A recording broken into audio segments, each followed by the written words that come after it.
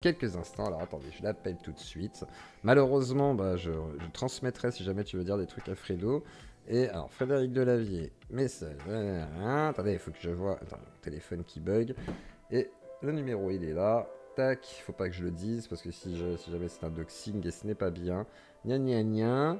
Gna gna gna. Gna gna. Gna gna. Frédéric Delavier, on va l'appeler. Et c'est parti, on va essayer de voir si ça fonctionne comme ça. Voilà, c'est parti.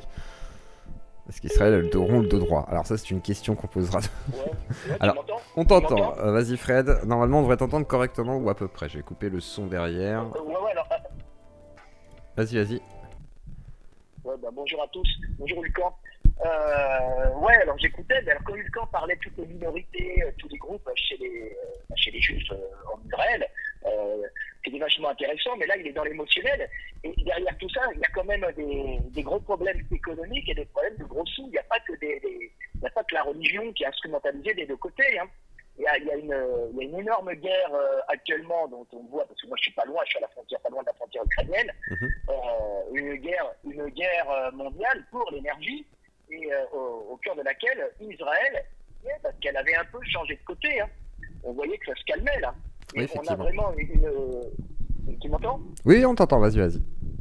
Ouais, on a vraiment une guerre avec le Moyen-Orient qui était avant utilisé, un peu instrumentalisé par les Américains pour le Moyen-Orient, Israël, pour un peu sécuriser les routes du pétrole et du gaz qui venaient du Moyen-Orient, tu vois, parce que eux, ils étaient les Américains, c'est pas eux qui avaient le pétrole, mais c'était eux qui étaient les exploitants. Donc il y avait toute la technologie qui vérifiait tout ça. Et on voit qu'il y a un retournement économique actuellement avec le Moyen-Orient qui commence à se tourner vers la Chine, tu vois, avec des accords d'Arabie Saoudite, même l'Iran, vers la Chine, tout ça. La Chine qui est quand même avec la Russie, qui sécurise la route de la soie qui va vers l'Europe, tu vois, et la Russie qui donnait aussi son gaz à l'Europe et qui est en concurrence directe avec le Moyen-Orient aussi à l'époque.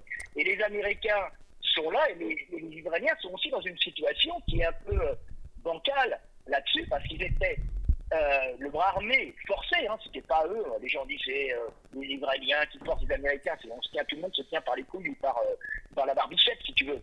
C'était un peu gênant.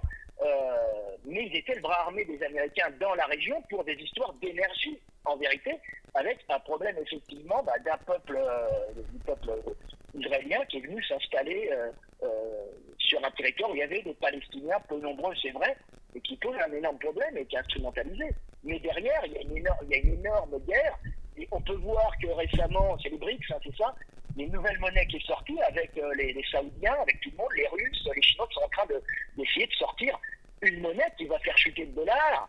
C'est un petit problème, tu vois. Et on s'aperçoit que même l'Europe, on a la guerre à la frontière de l'Europe, nous, avec l'Ukraine, hein, qui n'est pas loin, hein, qui sont des guerres pour la Caspienne, l'arrivée en Méditerranée du gaz. On a la guerre en Afrique où la France est dégagée par les Russes, avec les Chinois derrière. C'est pas les Chinois c'est le commerce, hein, mais c'est les Russes qui sont derrière pour des raisons de gaz. C'est le gaz qui viennent de la région, tu sais, du Golfe, où il y a beaucoup de réserves de Moyen-Orient, tout ça, machin. Voilà. Non, mais du Golfe africain. Oui, pardon, oui, excuse-moi. C'est la même chose qu'on trouve quand ça s'est séparé, les continents, c'est la même chose. On trouve les mêmes gisements du côté du Brésil. Ça s'est séparé après. Et on a vraiment une guerre pour l'énergie, hein, actuellement, avec l'Afrique qui est en train de péter, retomber aux mains des Russes et des Chinois. Israël, qui était pro-américaine, qui est en train de s'apercevoir que c'est pas le bon plan aussi, parce qu'elle va se retrouver tout seule aussi, parce qu'on a des gros groupes qui arrivent d'Union russe, Chine et Moyen-Orient, parce que le Moyen-Orient sait un peu qu'il va leur manquer un peu de pétrole d'ici quelques temps. Tu vois, donc ils copient un peu le modèle israélien, qui est un modèle qu'Israël a fait récemment et qui a montré l'exemple quand même avec une espèce de Silicon Valley géant, qui a été repris un peu par Dubaï et qui est copié actuellement par les Saoudiens. On voit qu'il y a quand même des tentatives intelligentes de faire l'après-pétrole, tu vois. Et Israël avait tendance à rentrer du côté pro-russe. Pas parce qu'ils les aiment, à un moment ils étaient contre les Russes à cause de cet acheminement de pétrole et de gaz qui rentrait directement en concurrence avec surtout le gaz et le pétrole russe vers l'Europe. Hein. C'est pour ça qu'il y a eu Nord Stream 2 et Nord Stream 1 pété. On le sait par les Américains, hein. C'est pas des Ukrainiens avec des bateaux qui vont y aller. Hein. Il faut vraiment, c'est un truc de pro, tu vois. Et on voit que la France est le dernier à rester atlantiste, elle perd son énergie, son gaz, hein, et toute son énergie et des matières premières aussi en Afrique, tu vois, poussé un peu par les Russes, dehors par les Russes et par la Chine, Ok. l'accord des Américains, et c'est elle qui diffuse du gaz liquéfié en Europe parce qu'elle a les terminaux, tu vois, et on est dans une guerre énergétique, tu vois, terrible, et là on voit que Israël est en train de tomber dedans parce que j'écoutais Ilkan qui disait oui, c'est les Iraniens, tout ça, mais on voyait même que les Iraniens s'étaient rapprochés des Saoudiens, tu vois, chose rare, tu vois. Et Alors, on voit que les Turcs sont calmés avec les Russes, alors que les Turcs étaient pro-américains avec la plus grande armée, l'armée d'Europe, c'est-à-dire que l'armée turque était plus grande que oui, toutes les armées européennes. l'armée turque. Oui, mais elle est pro-américaine Voilà. peut-être par opportunisme, l'armée turque. Après, est-ce qu'elle est fondamentalement Oui. pro-israélienne? Je suis pas persuadé, tu vois. Et alors, pour toi, du coup, le Non, conflit est vraiment dû à ça, c'est-à-dire cette guerre énergétique. il y a une haine des Palestiniens et des Israéliens entre eux, et c'est la même merde des deux côtés. Hein. Alors moi, il se trouve que j'ai pas mal d'amis en Israël, tu vois, parce que j'ai beaucoup de jeunes qui me suivent en Israël, qui Ouais. sont objectifs comme moi, hein, qui défendent leur peuple, mais je vois aussi le problème palestinien. Et il y a un énorme problème palestinien dont on ne parle pas et qui est dessus, c'est que la Palestine, et Ulcan pourra le confirmer, hein, Mhm. c'est une énorme plaque tournante de blanchiment d'argent. C'est-à-dire que les dons qui sont donnés pour la Palestine, c'est des milliards. Alors, ils connaissent peut-être, Ulcan, faut taper sur Internet combien, c'est des milliards pour pas beaucoup d'individus. C'est Et il y a détourné beaucoup par de le Hamas, détournements. justement, il me semble. Mais pas que par le Hamas. Le Hamas en profite, mais il y a aussi plein de gens qui vont mettre de l'argent là-bas et le récupérer en faisant des travaux bidons surpayés, tout ça, machin. Des écoles bidons, on va payer. Il y a des vraies écoles, il y a aussi vraiment de l'argent qui arrive là-bas. Mais on s'aperçoit aussi que c'est généré aussi cette plaque tournante et validé aussi par la colère des Palestiniens qui sont maintenus en cocotte minute là-dessus, avec une colère énorme. Bah, ils n'ont pas d'avenir, les gamins là-bas, tu vois, ils ont la haine. Leur seul truc, c'est d'aller tuer du juif. Tu vois, d'aller en parapente. Ah, tu oui, sais, ils pourraient avoir autre chose. tuer les gens. On pourrait leur proposer autre chose quand même. Il n'y a pas que ça. Alors, Tu on vois. pourrait leur proposer autre chose, mais le fait de maintenir cette cocotte minute de gens haineux, maintenus dans la misère, permet de justifier aussi des milliards d'argent détournés. Et malheureusement, les humains en ont rien à foutre de la misère de quelques individus. Ouais. Le principal, c'est que la monnaie tourne. C'est terrible à dire. Et ils sont instrumentalisés des deux côtés. D'accord. À un moment Alors, qui était aussi... Ouais. alors justement, il y a eu quand Je sais pas ce qu'on qui pense. voudrait répondre quelque chose, mais alors comme tu vas pas l'entendre, Ouais. au pire, va falloir jongler, ou sinon je vais te traduire ce qu'il va te dire, d'accord? Je vais laisser répondre Hulkan Ouais, vite merci. fait, parce qu'il lève le doigt, et ensuite je te Ok. traduis ce qu'il dit. Voilà. Alors je te laisse y aller, D'accord. Greg. Ok, moi je voudrais dire juste rapidement, je vais faire concis pour que tu puisses résumer. Je voudrais dire que c'est intéressant si on aime les trucs complotistes. Je pense que ça a strictement aucun rapport avec l'énergie. Israël, c'est une startup nation, ils sont pas là pour voler l'électricité. C'est marrant à chaque fois qu'il y a des attaques comme ça sur l'Orient et que c'est l'Occident, on imagine que c'est pour des histoires d'énergie. Au lieu d'imaginer des trucs pareils, il y a des trucs qui sont bien réels. Par exemple, 40% de l'énergie de la France provient des mines au Mali, des mines d'uranium qui alimentent les centrales en France. Et tu te demandes pourquoi, alors qu'ils nous fournissent toute cette énergie, ils sont en train de crever de faim et gagner 1 euro par jour. Donc tu vois, on peut toujours se poser des questions. Mais en réalité, là, je pense que ça a vraiment strictement aucun rapport avec l'énergie, avec la route de l'énergie. Et je pense qu'ils ont attaqué simplement parce ils voulaient marquer le coup et que c'est pour ça ils voulaient faire un attentat terroriste, tout simplement. Parce que c'est des islamistes. Et ça vous étonne que des terroristes fassent des attentats terroristes? Ben non, en fait, il n'y a pas de justification à chercher. Ce qu'ils veulent, c'est terroriser, faire du mal. Et se battre, c'est dans leur charte. Vous êtes en train d'aller chercher des trucs à gauche, à droite, mais il est clairement écrit dans leur charte, il y a écrit qu'ils doivent tuer les juifs où qu'ils se trouvent dans le monde. C'est la charte du Hamas qui a été élu démocratiquement par le peuple de Gaza. Et tout ça, c'est un fait, les gars. C'est pas la peine d'aller chercher des raisons qui n'existent pas. Je sais que c'est de la bienveillance et que vous aimeriez penser que pour votre gauchisme que c'est comme ça, mais en fait c'est pas le cas, les gars. Le truc c'est qu'on peut pas s'entendre. On a des cultures complètement différentes. Et moi, je pense que pour le bien de tout le monde, il faudrait juste qu'on vive séparés, parce que la culture est trop différente. Alors, vas-y Fredo, je te laisse répondre. Ouais, j'ai entendu. Ouais, je t'ai mis le casque. Non, mais, je t'ai mis mon casque. D'abord, je suis pas gauchiste. Hein. Je sais. Deux, j'ai jamais dit qu'il... Non, mais je suis pas de droite non plus, je m'en fous, moi. Mais deux, j'ai jamais dit qu'il fallait pas vivre séparés. Quand je pense que des grands murs de 100 mètres de haut, comme dans Game of Thrones, autour d'Israël, seraient la bienvenue, vous vivez tranquillement entre vous, et on évite les problèmes, et on évite la communication de deux groupes ethniques qui ne peuvent pas se sentir, et qui, comme ça, ne se massacreront pas. Et puis, dans 50 ans ou 100 ans, quand vous serez un peu éveillés, vous pourrez à ce moment-là comprendre que vous êtes tous les enfants du Seigneur ou de Dieu ou la conscience du monde.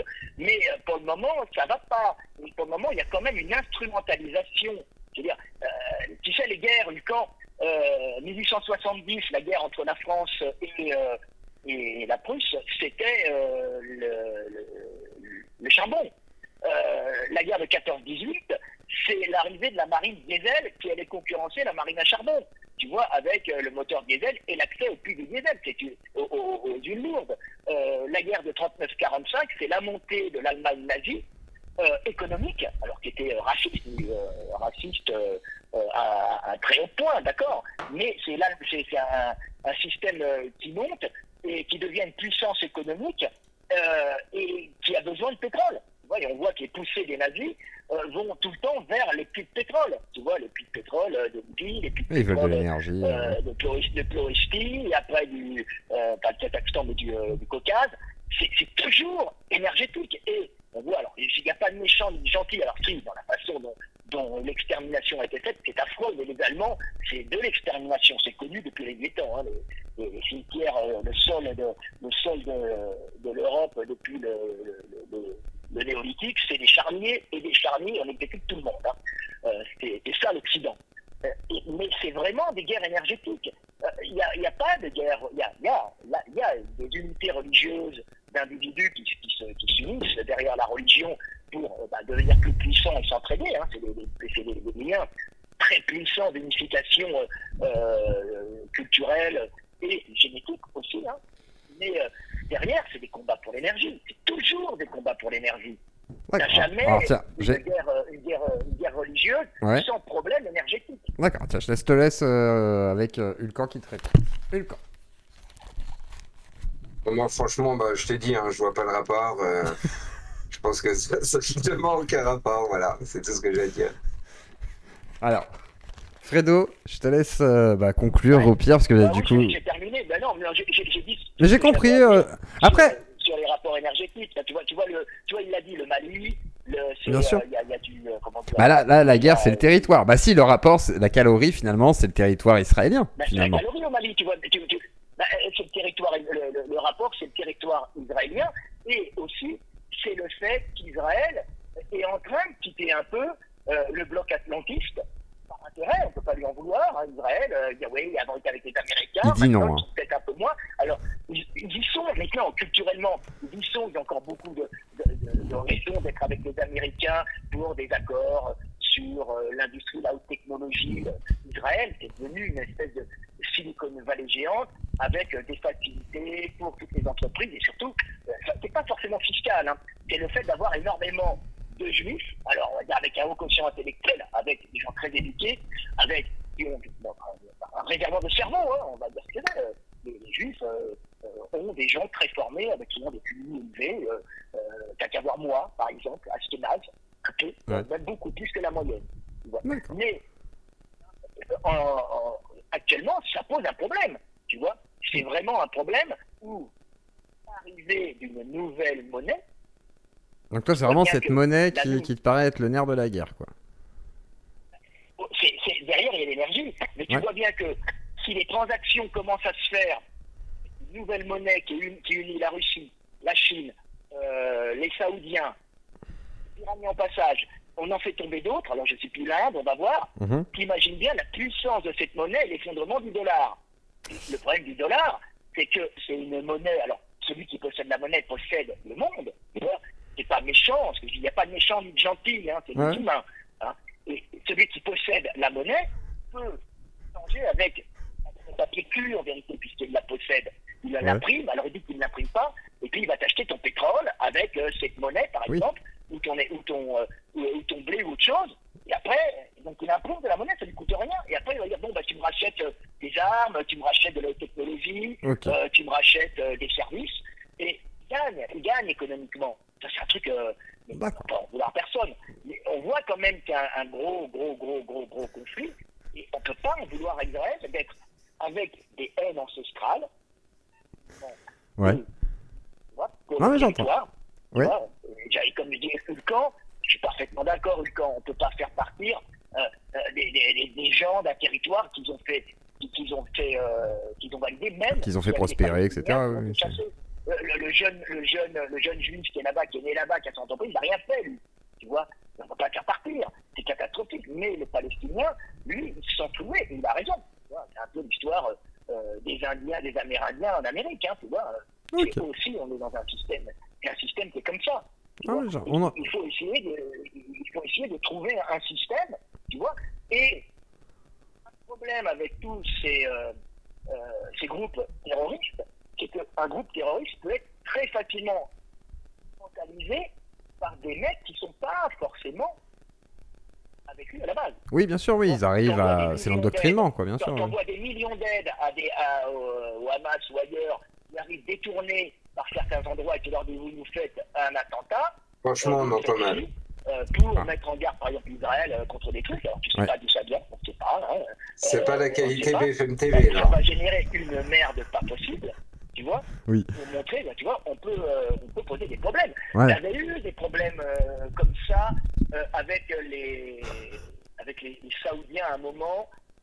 Il y avait eu un conflit avec les Américains et puis c'était arrangé pour faire tomber pour arrêter la production du pétrole, l'époque de Trump, sur les raffineries saoudiennes pour leur montrer, vous voyez, on peut vous financer des mecs qu'en général qu'on ne finance pas pour que vous restiez dans le droit chemin avec nous. Bien sûr. Tu vois. Ok.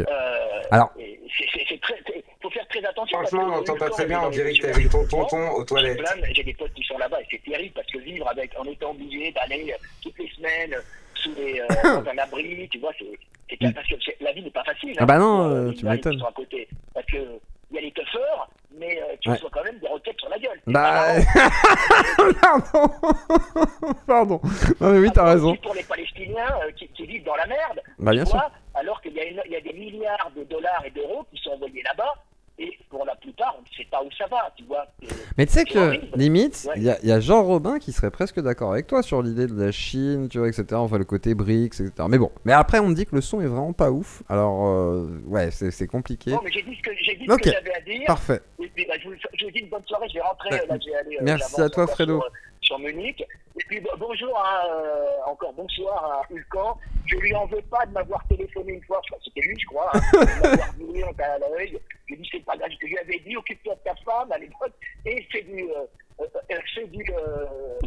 du quad sur les plages de Tel Aviv, et puis moins de hashish parce qu'il en prenait trop. Mais je vois qu'il est. Par contre, ce que j'ai appris sur les minorités et sur les problèmes, ça m'a vraiment intéressé, tout ce qu'il a dit au début de l'interview sur comment ça fonctionne. Tu vois, je connaissais pas. D'accord. Je leur remercie pour ça. Eh bien, merci à toi, Fredo. Et bonne soirée à toi. Eh bien, merci, Fredo. Des bisous. Ciao, ciao. Alors, du coup, il y a Leïla qui veut me contacter. Alors, attendez, je vais lui dire de contacter par Discord, qui est une Française qui est aussi israélienne, juive d'origine, je crois, qui a peur un peu de la situation. Donc, on va l'accueillir aussi. Alors, attendez, je vais lui dire de venir sur Discord. Tac, et comme ça on va pouvoir continuer. Alors qu'est-ce que tu voulais dire par rapport à ce qui a été dit du coup? Je te laisse. Franchement, on n'entendait absolument rien. D'accord. Peut-être qu'ils ont dit sur le chat qu'apparemment on entendait mieux sur le live. Oui, parce que sur live c'est bien réglé. Ouais, c'est sur le Discord, c'est un peu faible, effectivement. Vraiment, je n'entendais rien. Et bon, il a l'air super sympa comme mec, mais il était un petit peu perché. Il va chercher des raisons là où il n'y en a pas. La raison, elle est simple, c'est qu'on est en train de faire la paix avec tous les pays arabes aux alentours et surtout avec l'Arabie Saoudite, comme j'ai dit au début, que ça plaît absolument pas à l'Iran. Et donc, ils ont déclenché cette très grosse opération, tu vois, pour marquer le coup. Parce que pourquoi? L'intérêt l'intérêt, c'est que maintenant, on est obligé de répondre. Quand on va répondre dans le territoire le plus peuplé densément par rapport à la taille, au monde, forcément, même si tu veux toucher un bâtiment où il y a un chef armé, tu risques de toucher les gens qui sont à côté. C'est très difficile, d'autant plus qu'ils utilisent la technique des boucliers humains, d'autant plus que c'est leur job de faire ça. Ils cachent leurs armes sous les hôpitaux, sous les mosquées, etc. Donc, ça va être extrêmement délicat, tu vois. Ça fait plaisir à personne. Moi, comme je te dis, l'année prochaine, mon fils, il fait l'armée. Si ça avait été cette année, il serait envoyé, probablement, ils vont rentrer à pied à Gaza. Ça va être très, très difficile. Donc, évidemment, tu te doutes bien que nous, ça nous fait pas plaisir. Mais là, on est obligé d'aller chercher les otages. On est obligé de leur donner une bonne leçon. Je parle pas de... Oui, pas du peuple palestinien, mais du Hamas. Sinon, voilà. ça serait fait en avion. Ça serait... Là, en fait, on va risquer la vie de nos jeunes de 18 ans pour pas tuer leurs civils. C'est ça qu'il faut que je comprenne. Parce que eux, ils ont à l'inverse, voilà, à l'inverse de ce qu'ils font actuellement, quoi. Ça serait pas difficile pour nous de bombarder. T'es d'accord ou pas? Ah oui, clairement, oui. Bah, ça pourrait être rasé, effectivement, comme tu disais tout à l'heure, très rapidement avec des avions, ce serait réglé, hein, ou même des drones, etc. Vous savez, toutes les frappes qui sont un petit peu faites par les Américains, en principe. C'est vrai qu'ils sont pas encore tombés là-dedans. Donc il y a des frappes, par contre, mais il faut se poser des questions. Pourquoi un État qui détesterait un peuple, qui voudrait l'éliminer, et ben pourquoi il prendrait le risque d'envoyer ses soldats, ses jeunes, pour épargner la population, tout simplement. Effectivement. Et du coup, alors attends, je vais regarder si Léla, elle est là. Alors Léla, si tu m'entends, n'hésite pas à venir dans le Discord. Et en même temps, s'il y a des gens qui veulent parler avec Grégoire, tiens, il y a Anas. Anas, notre extrême gauchiste. Anas, bonsoir, je te libère. Tu dois être en colère là, tu dois te dire, mon Dieu, j'entends des choses horribles. Je te laisse prendre la parole. Non mais attends. Non, c'est surtout que, tu vois, le fait de dire la raison pour laquelle le Hamas attaque, ce serait parce que l'Iran est pas contente du fait que l'Arabie Saoudite et d'autres pays sont en train de mieux s'entendre avec Israël. Déjà, rien que ça va un peu loin. Il y a une raison assez simple en fait.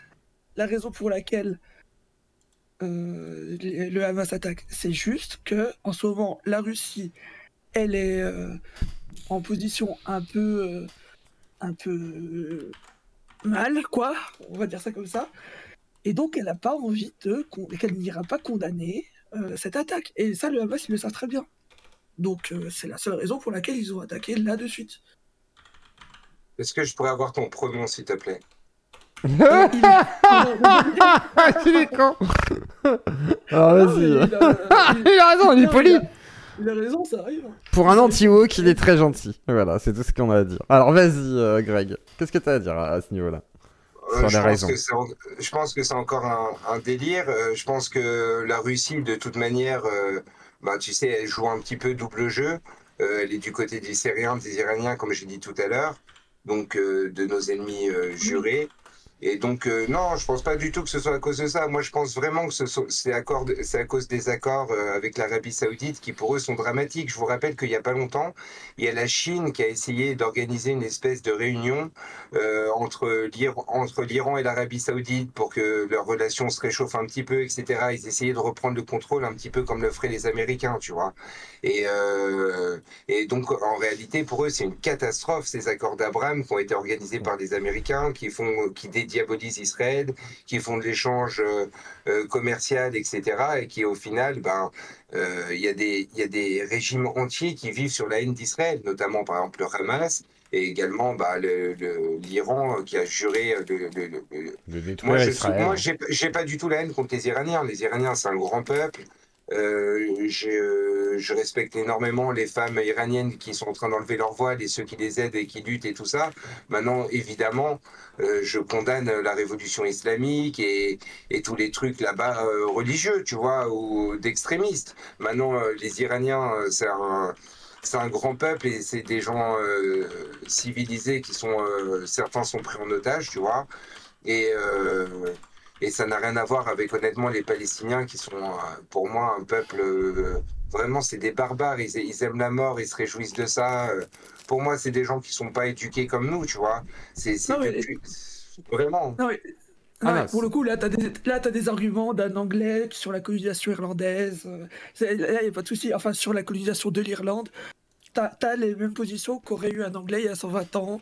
Donc à ce niveau-là, c'est exactement la même chose que tu pouvais trouver chez les colons anglais à l'époque. Donc t'as les mêmes arguments. Mais excuse-moi, je répète encore, 99,7% du Moyen-Orient sont aux Arabes. Qui c'est qui colonise? Est-ce que nous, on a le droit de vivre quelque part ou c'est embêtant? Parce qu'en fait, les colonies que tu parles, la définition d'une colonie dans le Petit Larousse, c'est quand tu vas sur le terrain d'un peuple qui te ressemble pas, qui est loin de ta métropole, comme par exemple la Guadeloupe est une colonie. Tu comprends? Mais le, qu'à 20 km de Jérusalem ou à 10 km, il y ait des villages israéliens, pour moi, c'est absolument pas des colonies. Oui, Tu comprends ce que un village j'explique? israélien. Oui, Oui, mais comme pour les Anglais, c'était pas Bah oui, déjà une colonie, mais alors qu'ils avaient un gouvernement colon. Et derrière, pour toi, la Judée décolonisé. Et voilà. La Judée-Samarie, pour toi, n'a aucun rapport avec les Juifs? Non, mais historiquement, oui, mais à ce route-là, les Samaritains aussi, ils se prennent cher en Israël. Je dis pas le contraire, on le sait. Mais il y a des Samaritains à Haïfa, ils vivent très bien. Je sais pas ce que tu racontes, Oui, ils ont une et église. il y en a d'autres qui se prennent cher. Ça veut dire quoi qu'ils prennent cher? Bah, il y a certains courants ultra-orthodoxes qui ont tendance à un peu les malmener parce que pour eux, ils sont pas vraiment juifs du fait qu'ils sont samaritains. Bref, voilà. Après, ils embêtent beaucoup de monde, les orthodoxes. Le problème, c'est que vous êtes en train de me parler d'ultra-orthodoxes, qu'on est en train de parler de trucs de Palestine. En fait, tu vois, il y a des problèmes évidemment en Israël, mais il y en a aussi en France. En France, il y a aussi des ultra-religieux dans tous les sens. Et en fait, tu vois, c'est pas du tout le sujet. Là, le sujet, c'est pourquoi ils ont attaqué. Toi, tu nous dis que c'est probablement, je sais plus quelle était ta raison. Oui, parce que la Russie est en mauvaise position et que du coup, je comprends pas du tout. Donc tu voudrais dire que sinon c'est la Russie qui aurait dit oh non, ne faites pas ça, on va protéger les Israéliens. Mais t'es dans un plein délire. Alors tiens, Anas, vas-y, pose ta position. Ils auraient fait temporiser l'axe pro-russe, justement, donc l'Iran, et la Syrie, etc., etc. Ils leur auraient dit de calmer le jeu et ça aurait joué. Et en fait, ça aurait moins eu d'impact sur cette guerre. Et il n'y aurait pas eu 5000 roquettes tirées du jour au lendemain si la Russie avait dit de calmer le jeu. Si ma tante en avait, ça serait mon oncle. Non mais d'accord. Au secours. Non mais sinon, moi à la base je n'ai même pas parlé de cette partie-là. Tu voulais parler de quoi, Anas? Vas-y. Moi, je n'ai plus parlé du fait que le Hamas, ils sont finito. Ah, intéressant. Ah bah là, oui, je pense que ça va être compliqué de tenir, oui, effectivement. Alors pourquoi le Hamas est finito? Et est-ce que c'est une bonne chose qu'il soit finito selon toi? Voilà. Le Hamas, ils sont finito parce que... Ah oui, selon moi, c'est une bonne chose. Le Hamas, ils sont finito parce que tout simplement, ils vont se faire... déglinguer, tout simplement, ils vont se faire décapiter. Si d'ici 2 semaines, il y a encore des chefs du Hamas qui sont vivants, c'est que l'armée israélienne aurait mal fait son taf. Voilà. C'est pas si facile, ils sont cachés dans des tunnels, ils sont au milieu de la population, ça va être une guerre longue et difficile. D'ailleurs là, j'ai appris qu'il faut qu'on se prépare pour 72 heures, où ça va être vraiment chaud là apparemment. D'accord, partout? Enfin, dans toutes les villes touchées. Ouais, ils vont attaquer massivement, tu vois. Peut-être que le Hezbollah va rentrer. Il paraît qu'il y a une riposte, c'est ça, voilà. Il y a une riposte du Hamas et du Hezbollah qui commencent à enclencher des attaques au nord, si je dis pas de bêtises. Ils ont attaqué un petit peu au nord, mais ça a été léger. Il y a une réponse et après ils se sont calmés, tu vois. D'accord, donc effectivement, c'est très tendu. Je te rends la parole, Anas. Après, je pense que le Fatah est plus ou moins finito aussi, dans le sens où ils n'ont pas communiqué, ils n'ont rien dit, ils sont ni prononcés pour, ni prononcés contre. Vraiment, ça les décrit. Donc tu penses que c'est fini finalement, cette lutte va être terminée? Enfin, tu penses que c'est vraiment, on arrive vers une fin? Non? Alors vas-y. Non, je pense que les groupes préférés par l'Iran, par le Hezbollah, par tout ça, ils vont commencer à émerger. Et ces groupes-là, ça a un peu été le Hamas à une époque, mais ça l'est plus depuis quelques années, depuis notamment que le Hamas s'est brouillé avec Assad. Et non, je pense que c'est d'autres groupes, genre le djihad islamique palestinien, qui en fait sont des maoïstes. Ça paraît paradoxal, mais c'est des marxistes islamistes chelous. Et il y a eux et le FPLP qui sont bien financés par l'Iran, qui vont sûrement émerger de la situation. Alors, je te vois sourire, Greg. Qu'est-ce qu'il y a? Le FPLP, c'est ça, non? Non, j'étais en train de penser au truc de non-binaire et tout. Ça va marquer. Alors, du coup, qu'est-ce que tu en penses Alors, qu'est-ce que tu penses des attaques, du coup, Anas? Comment tu vois tout ça? Qu'est-ce que tu penses des positions de la gauche actuellement aussi? Parce que la gauche se positionne et toi, tu es d'extrême gauche radicale. Donc, comment tu vois un peu ces positionnements politiques? Ah, mais moi, tu sais, moi, dans l'absolu, je compare tout à l'Irlande. Hein. Je suis désolé, c'est mon truc. L'IRA, elle a fait des dingueries similaires dans son histoire. Donc, je vais pas condamner outre mesure. Oui, c'est pas bien de violer des gens et de tuer des gens, mais... Bon, voilà, c'est quand même la pratique la plus répandue, quoi. Ils tuent des civils, ils les kidnappent, ils les violent, ils les mettent dans des... On sait pas trop si ils les mettent dans des cages. Attends, tu dis ça parce que t'es à 4000 km. Moi, je les vois, les gens, va regarder les parents des gens. C'était des gens qui étaient à une fête, ça pourrait être toi. C'était des gens qui étaient à une fête pour la paix. C'était des espèces de gauchistes comme toi, avec des cheveux bleus et des poils sur les jambes. Acide. Et c'était des gens exactement comme toi, qui pensent la même chose que toi, qui veulent vivre en paix, qui pensent que la colonisation, c'est pas bien, qui est ci, qui est ça. Et ces gens-là, des gens sont rentrés, les ont tués, ils ont fait 3 Bataclan d'un coup, et t'es là à dire, ouais, bon, c'est pas bien, en Irlande, ils ont fait la même chose. Excuse-moi, je pense pas qu'ils se sont comportés à prendre des grands-mères, à prendre des enfants, à prendre des familles entières. Non, excuse-moi, ce sont des trucs peut-être, mais à notre époque, ce sont des trucs de barbares. Et c'est toujours des trucs qui proviennent des islamistes, ce sont des trucs qui viennent de l'État islamique, ce sont des trucs qui proviennent du Hamas, ce ne sont pas des méthodes conventionnelles de gens normaux. Moi, ça me ferait jamais plaisir de voir qu'on prend la grand-mère de quelqu'un et qu'on la met à poil ou qu'on la tape. Ce sont des méthodes de nazis. Même dans les guerres internationales, dans les règles internationales, c'est interdit, quoi. Si tu les défends aujourd'hui, tu crois que tu es d'extrême gauche, mais en fait, tu es comme un pro-nazi. Tu es là à défendre des espèces d'extrémistes qui tirent sur des gens. Tout ça parce que tu as le NPA qui te fait rentrer dans ce sens qui... En fait... Non, les juifs, ils ont pas le droit d'avoir un État, ils ont pas le droit de vivre nulle part. On a un État qui est quand même, il a 70 ans, il est peut-être pas parfait, il est quand même, je pense qu'il est quand même, il fait ce qu'il peut pour que tout le monde vive en paix, etc. Et de dire, ouais, bon, de prendre un recul comme ça, je pense que tu te rends pas compte. C'est nous on vit sous les bombes. C'est moi qui sert ma copine quand on n'a pas le temps de courir à un abri. Tu comprends pas ce que c'est. Il y a des gens, ils ont perdu leurs enfants. T'es là à juger de loin, à penser que c'est bien. Non, excuse-moi. Puis là, c'est pas 3 personnes dans une ruelle, quoi. C'est vraiment massif. Les mêmes gens que tu défends. Les mêmes gens que tu défends, ils détestent les gens comme toi, ils détestent les progressistes, ils détestent les homosexuels, ils détestent les transsexuels. Et tu peux pas être du côté de gens qui ne te ressemblent absolument pas et que tu haïrais si tu connaissais en vrai. Alors que tu vas en Israël, c'est des gens qui te ressemblent. Il y a une grande partie, c'est des gauchistes, ils sont là à manifester tout le temps, un truc de LGBT, des drapeaux toute l'année. Ça, c'est la réalité. De l'autre côté, tu as des espèces de fondamentalistes qui sont là pour tuer, pour aller au paradis. Si c'est ça pour toi la gauche ou l'extrême gauche, je pense que tu t'es complètement perdu et que tu sais pas ce que c'est la vraie gauche. Anas, je te laisse répondre pour pas que... Voilà, vas-y. Toi, en gros, ce que tu dis, c'est que il y a que le Hamas qui lutte contre Israël, il y a que le Hamas à Gaza. C'est pas le cas. C'est pas le cas. Non, il y a aussi le djihad islamique. Oui, c'est des maoïstes. T'as aussi... Non. Le djihad islamique, c'est pas des maoïstes, non. Non, c'est des maos. C'est juste qu'ils ont un nom claqué au sol, mais c'est des maoïstes.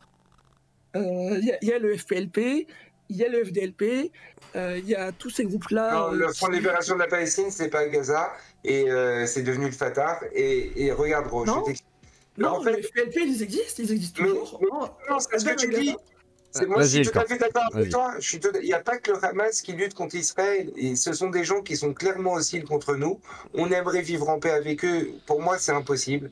Et honnêtement, ce que je pense, c'est qu'il faut faire 2 pays séparés et que ceux qui vivent avec nous, à part ceux qui ont prouvé en faisant l'armée ou par leur comportement, eh ben, tous les autres doivent aller de l'autre côté et qu'on doit vivre chacun de notre côté, tout simplement parce que tu ne peux pas vivre avec quelqu'un qui te déteste même si tu l'aimes très fort. Il faut que tu arrives à comprendre ça. Et on ne pourra jamais vivre avec des gens qui prennent des vieilles de 90 ans. Ils n'ont pas notre idéologie. On n'a pas envie de mourir pour aller au paradis, pour baiser des vierges. On n'a rien à voir avec eux. Et donc, du coup, rien que le fait que tu es là à dire oui, je compare à lire, oui, bon, je peux pas vraiment condamner. Écoute, c'est honteux, c'est tout simplement honteux. Après, j'ai pas envie de discuter 150 ans de ça. Moi, je trouve ça honteux. Après, si en réfléchissant posément, tu trouves ça normal, bah écoute, c'est ton problème. Anas. Bah, moi j'ai une position qui explique est... ta position claire, enfin dans le sens, argumente pourquoi justement tu te positionnes comme ça en disant voilà ça peut s'expliquer, etc. Voilà, je te laisse expliquer un peu. En fait, je pars du principe où quand t'as un peuple qui est colonisé, parce que de fait, t'auras beau dire que c'est pas des colonies, etc. Même situation qu'Irlande. L'Irlande, tu t'auras beau dire oui, il y avait un parlement irlandais pendant la colonisation britannique. Bah non, en fait, c'est pas, ça reste une colonie en fait. C'est pas parce que c'est pas parce que t'as des morceaux grappillés par-ci par-là que t'es pas une colonie. Ça, faut quand même qu'on soit d'accord sur ça.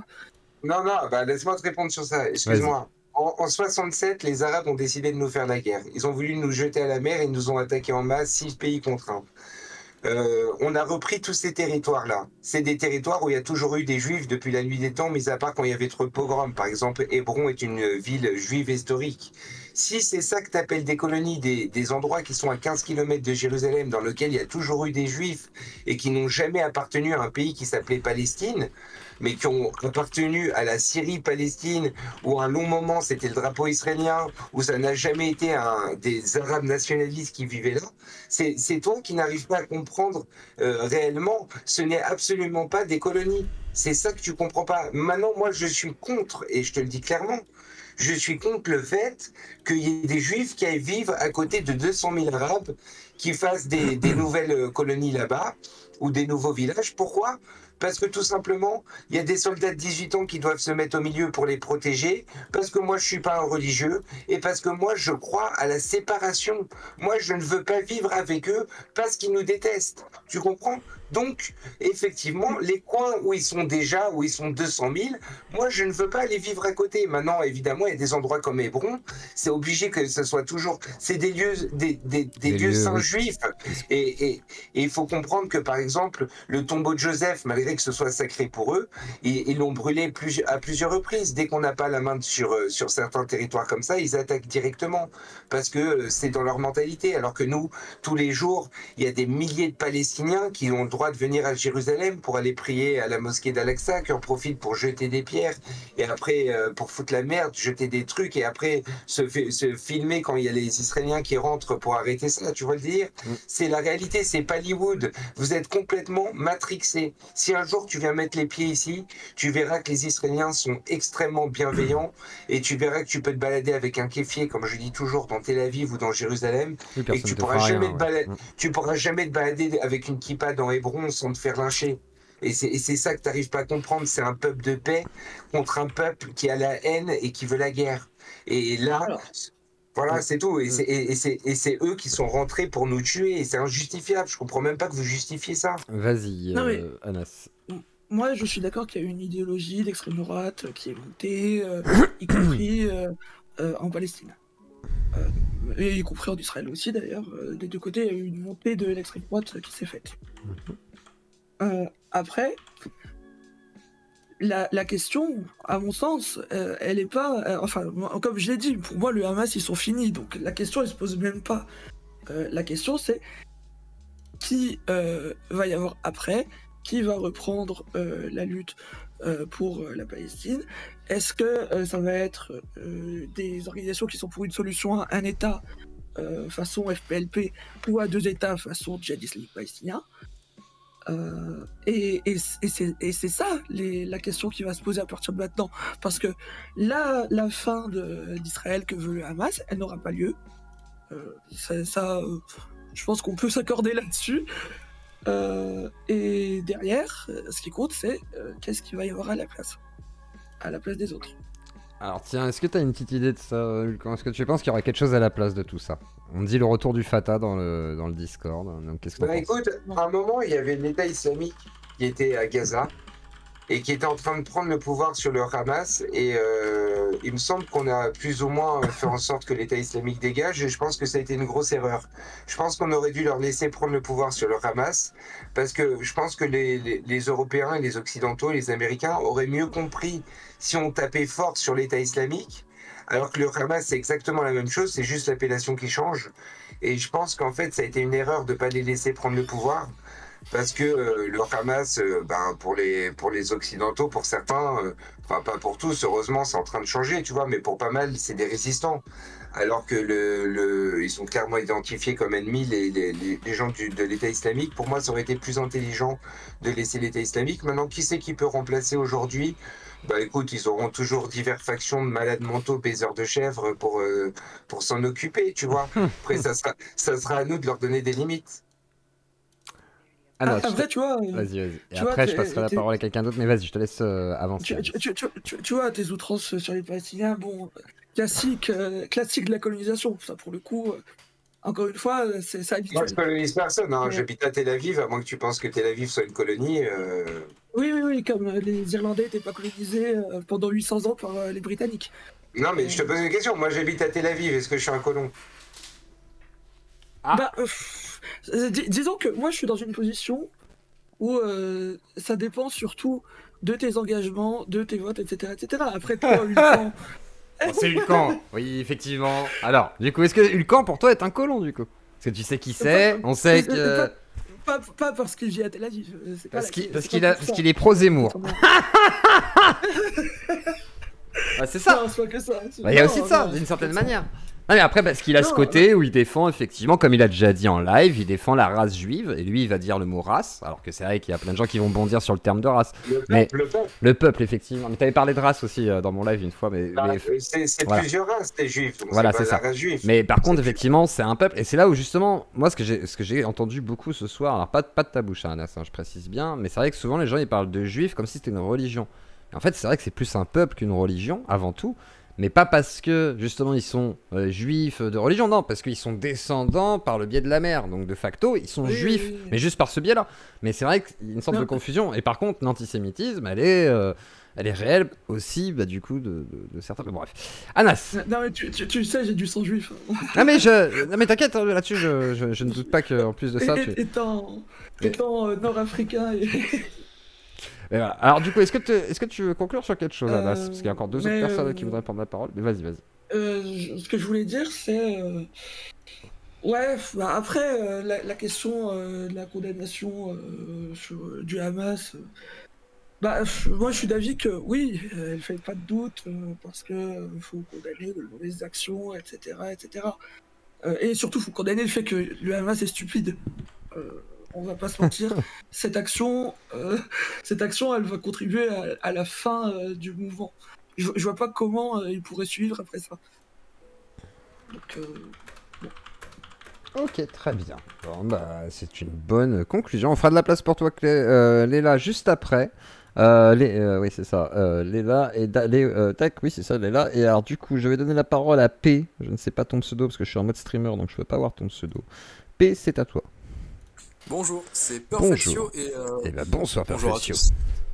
Je viens de regarder parce qu'en même temps j'ai essayé de me renseigner un petit peu sur l'origine du Hamas, sur l'origine de... Quand vous parlez de colonisation, j'ai regardé les pages Wiki et quelques articles en parallèle, mais à bien y chercher, j'ai l'impression que c'est une énième guerre de religion, comme il y a toujours eu malheureusement dans le bassin asiatique. Des guerres de religion, que ce soit Afghanistan, Iran, Irak, Syrie, enfin vous arrivez à situer tout ce que je veux dire. Et j'ai l'impression que c'est une guerre d'ego et une guerre de religion plus qu'une guerre raisonnée et raisonnable. Si tant est qu'il y a des guerres raisonnées et raisonnables. je respecte le fait totalement que les Juifs se soient placés, et historiquement se soient placés là où ils sont actuellement. C'est logique, ils ont une partie de leur histoire à Jérusalem. Néanmoins, j'ai une question qui va être assez touchy, mais je la pose quand même. Si on suit cette logique, est-ce que ça vous aurait paru pertinent qu'on mette aussi... j'ai plus le nom pour le pape. Ouais, un représentant religieux, quoi. C'est là où il habite le pape. Le Vatican. Le Vatican. Est-ce que ça vous aurait paru cohérent également qu'on mette le Vatican, une partie d'Israël, qui aurait été aussi catholique? Comme actuellement, il y a des juifs, il y a des musulmans, en minorité bien sûr, mais quand on voit la carte, etc. Si on suit la logique de la religion, moi je comprends pas qu'on ne laisse pas une place également au catholicisme là-bas. Il y a une place au catholicisme, c'est-à-dire qu'il y a des églises qui sont respectées, etc. Il y a l'église de la Nativité à Jérusalem, il y a des églises un petit peu partout, tu vois. Vous n'avez pas un lieu saint partagé aussi entre musulmans, juifs et catholiques? Si, voilà. Non, pas avec catholiques, c'est entre musulmans et juifs, ça s'appelle le caveau des patriarches et c'est à Hébron, justement. Ouais, c'est ça, exactement. Et tu avais fait une visite là-bas. Je me trompe, mais je crois qu'en Israël, quand t'es catholique, t'es assez mal vu. T'es considéré comme une religion. C'est absolument faux. J'ai mon pote qui est catholique, je l'emmène partout, il fait les fêtes juives avec nous, tout le monde sait qu'il est catholique, il nous raconte ses histoires et c'est absolument faux. D'accord, c'était juste un souvenir que j'avais étudié, mais de fait, si c'est faux, il n'y a pas de souci. Je l'ai amené à l'église, justement, à Jérusalem, pour qu'il voit l'église de... J'ai oublié le nom, l'église de... Je ne saurais te dire. J'ai oublié, c'est la grande église à Jérusalem, je l'ai attendu devant. Non, c'est absolument faux ça. Par contre, qu'il y ait quelques extrémistes ultra-orthodoxes qui n'aiment pas les chrétiens, c'est tout à fait possible. Il y a aussi des extrémistes catholiques, par exemple à l'église dans le 5e, là... J'ai oublié le nom, où ils n'aiment pas non plus les juifs, donc tu vois, ça peut arriver partout. Maintenant, c'est pas la majorité des églises en France, et nous, c'est pas la majorité des juifs, c'est comme ça, tu vois, Mais j'avais aussi une question, alors je sais que ça va être touchy la façon dont je vais la poser. T'inquiète, on a l'habitude. Pour ma culture générale et celle du chat s'ils nous écoutent. On est d'accord que juif, à la base, être juif, c'est une religion, c'est la religion judaïque. Je comprends pas au premier degré, c'est pas je comprends pas ma ironie, c'est je comprends pas pourquoi une religion est devenue un peuple. Ah, alors vas-y, Greg.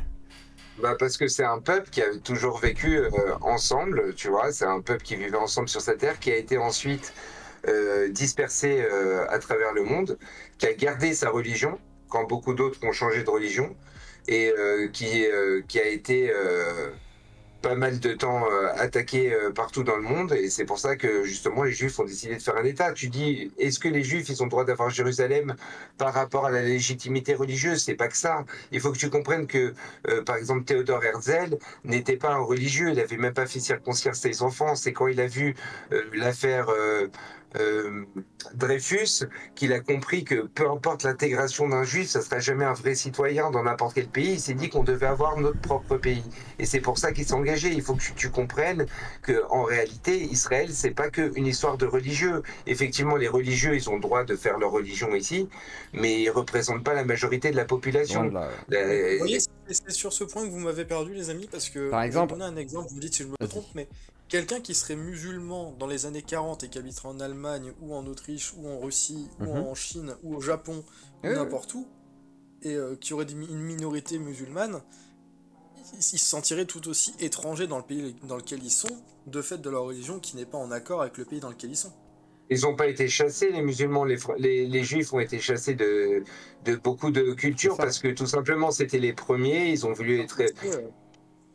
Poitiers, Jeanne d'Arc, elle a fait le taf quand même. Ouais, mais ces premières religions abrahamiques, c'est une concurrence, tu vois, donc du coup, ils ont toujours été effectivement repoussés ou exterminés, etc. Ça n'a rien à voir, tu es en train de parler de Poitiers, tu es en train de parler des envahisseurs arabes qui étaient en train de monter depuis l'Espagne, etc.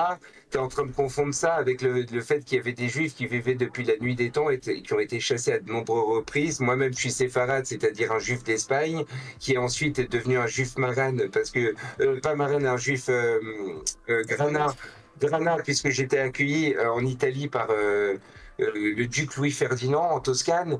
Et je suis resté plusieurs siècles là-bas, après en Tunisie. Donc tu vois que en réalité, les Juifs ont été chassés pour la plupart du temps uniquement pour leur religion. Ils ont été chassés parce qu'ils ont poisonné les pluies, pas parce qu'ils envahissaient comme les Arabes qui ont envahi en passant par la Roumanie ou par l'Espagne. Ce que tu dis, c'est incomparable. Excuse-moi. Je suis désolé, je me suis trompé sur le nombre de culture qui a parlé. Je suis vraiment désolé. Mais de fait aussi, j'ai une question par rapport aux Juifs orthodoxes, aux Juifs séfarades et aux Juifs, j'ai oublié l'autre. Il y en a plein. Ashkenaz. On est d'accord que techniquement c'est pas les mêmes populations initialement parce qu'ils viennent pas du même endroit, parce que génétiquement, si tu me dis si je me trompe, je crois que séfarade ça vient de l'Afrique du Nord, Ashkenaz c'est ceux d'Europe et les orthodoxes c'est ceux qui étaient à Jérusalem de base, non? Alors tiens, de fait j'ai un peu de mal à comprendre pourquoi faire une unicité entre trois populations différentes et appeler ça un peuple. Ok, alors déjà, c'est vraiment déjà. T'as réfléchi à l'envers, mais c'est pas grave. Vas-y. Excuse-moi, mais c'est sidérant de mes connaissances, mon pote, parce que Désolé. dire qu'il y a trois races, juifs ashkénazes. Non, j'ai pas dit race, non, excuse-moi. Ah, c'est pas grave, t'inquiète. Vas-y. Alors, il y aurait les juifs orthodoxes, les juifs ashkénazes et les juifs séfarades, absolument pas. Il y a des juifs ashkénazes qui sont orthodoxes, il y a des juifs ashkénazes qui sont laïcs. En fait, chez les juifs, le fait de dire être orthodoxe, c'est être à fond dans la religion, tu vois, ultra orthodoxe, c'est être à fond dans la religion, contrairement aux chrétiens orthodoxes qui eux sont de religion à part. Donc en fait, il y a non seulement les juifs ashkénazes, il y a les juifs séfarades, mais en fait il y en a plein d'autres. Ça c'est parce que vous connaissez pas. Moi-même ma copine c'est une juive kurde, il y a des juifs ouzbeks, il y a des juifs irakiens, etc. Non, laisse-moi t'expliquer. Vas-y, laisse-le finir. Il t'explique pourquoi, justement, il y a des juifs un peu de partout, il va t'expliquer. Je réponds à ta question. En fait, les Juifs ont été chassés de Jérusalem par Nabuchodonosor II. Ils ont été dans tous les pays du monde, etc. Maintenant, quand il y a les lignées génétiques, c'est intéressant que tu en parles, tu peux regarder sur Wikipédia, tu verras que les Juifs ashkénazes et séfarades ont la même lignée, simplement, enfin, en tout cas au niveau du père, parce que pour la mère, au niveau des ashkénazes, souvent ils trouvaient des femmes, par exemple en Ukraine, ils les convertissaient, et donc la lignée maternelle, souvent, elle est mixte.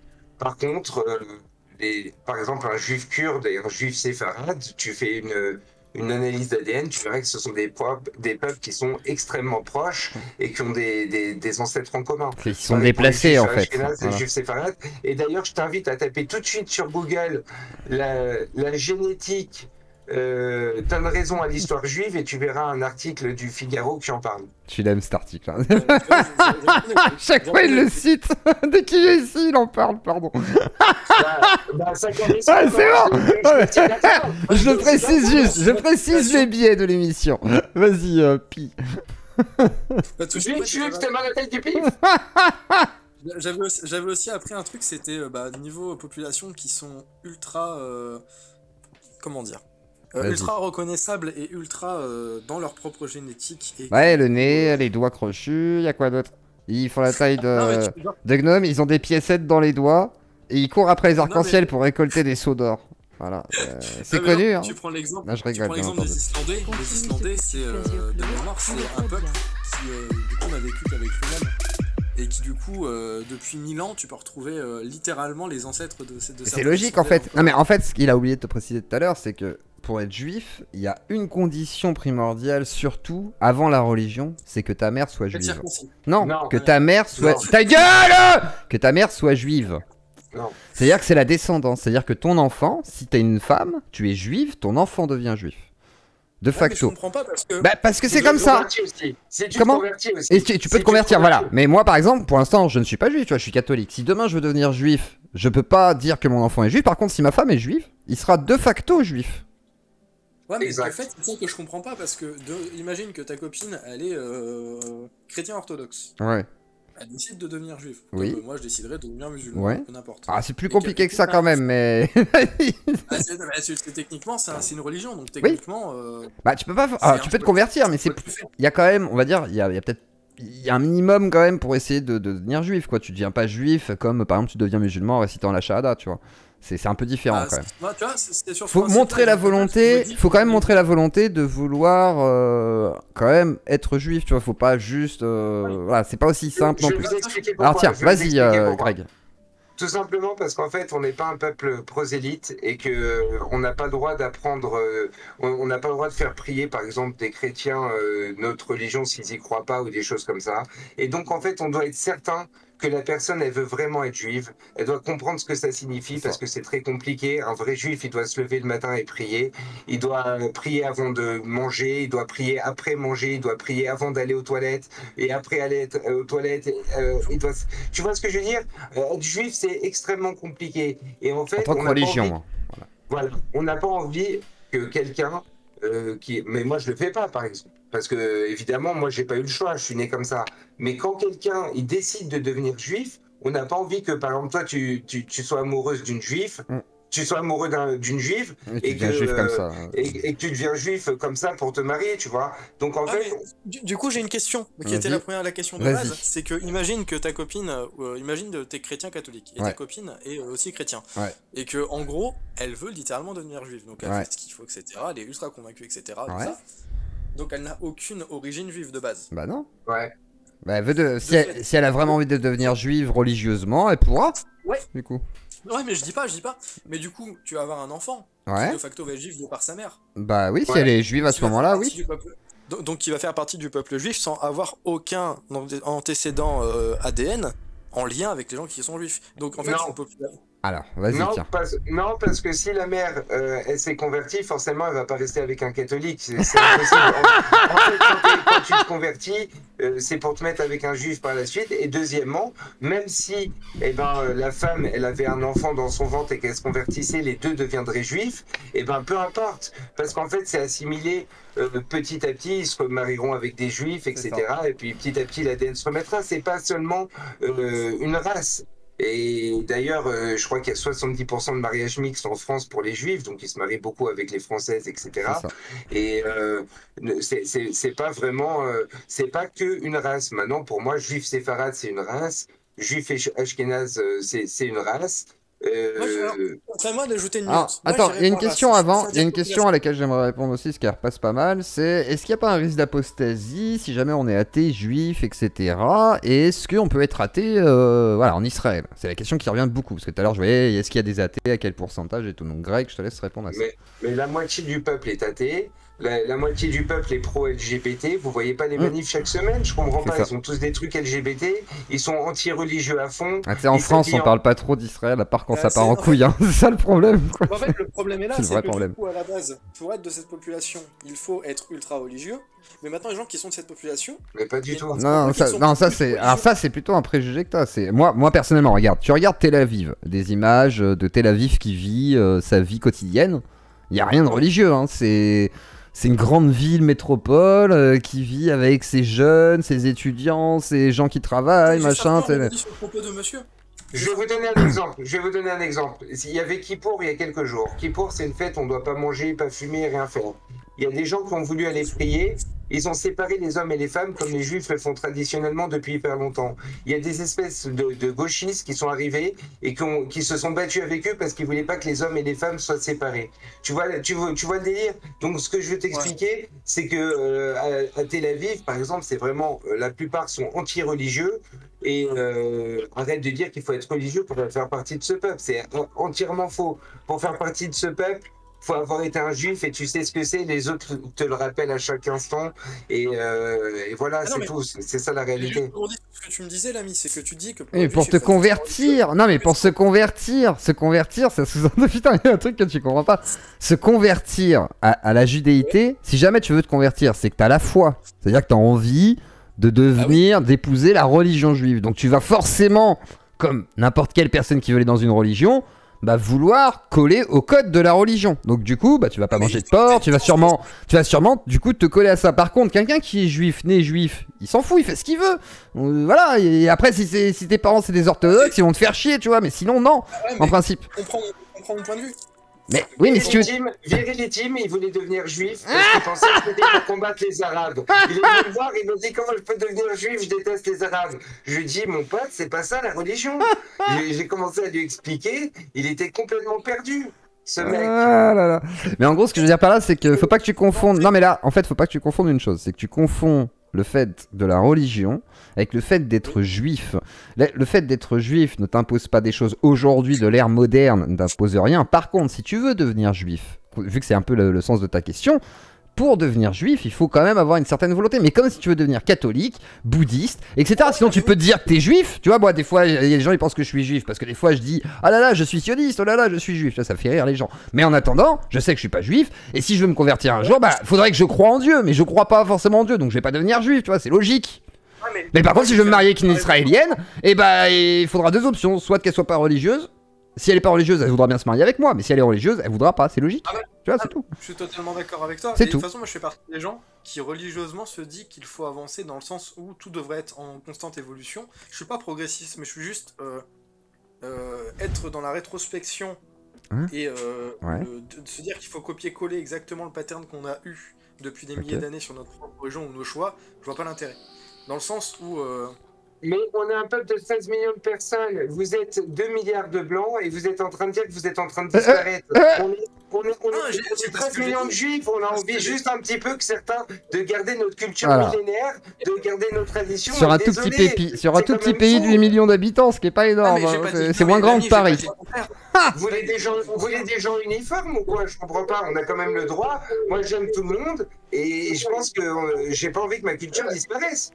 Voilà. Alors attends, on va pas tourner en boucle sur le fait de devenir juif. Il y a d'autres gens qui voulaient prendre la parole. Je vais te laisser te muter et je vais donner la parole à Lynx Noir.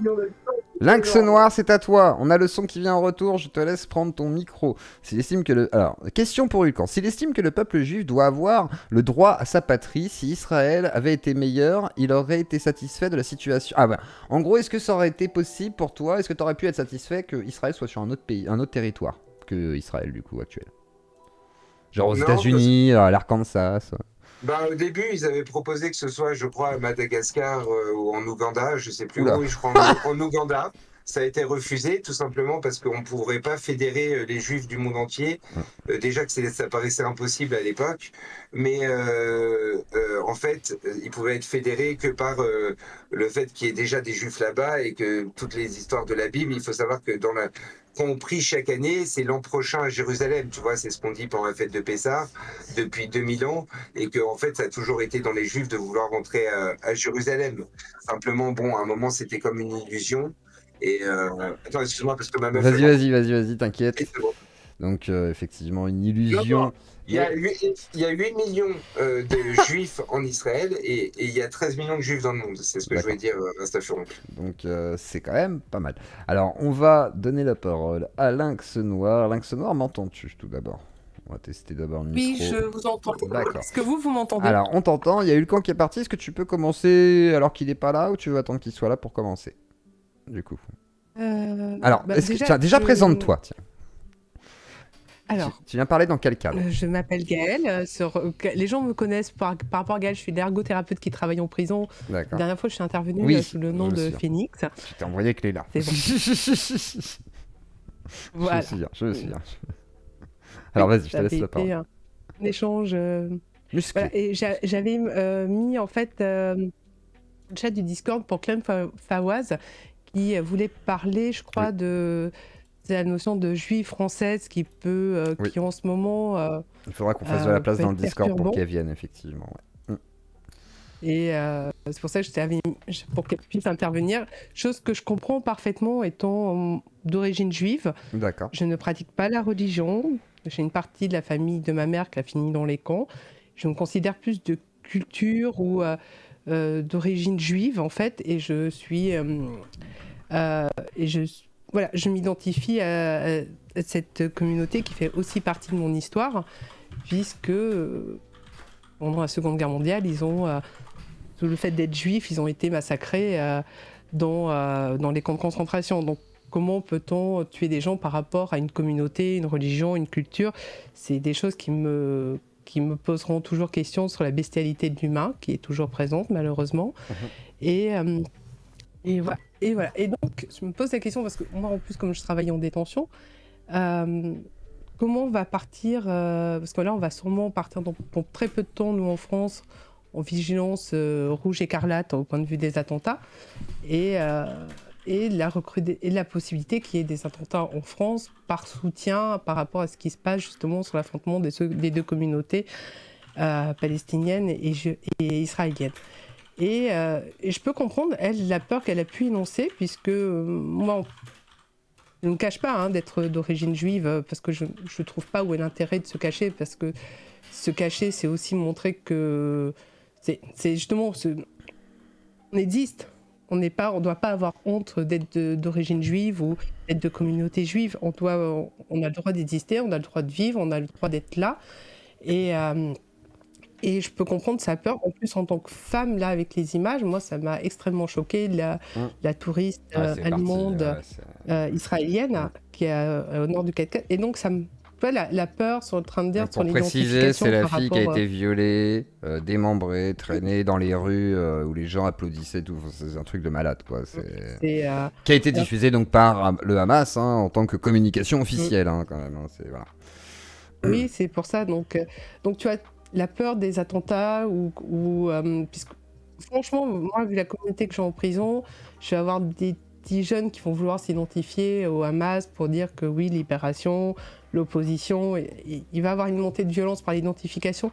Mais là, je ne peux pas, entre le manque de culture, le manque d'éducation, le manque de volonté aussi, on peut rien faire. C'est cette identification qui est facile aussi.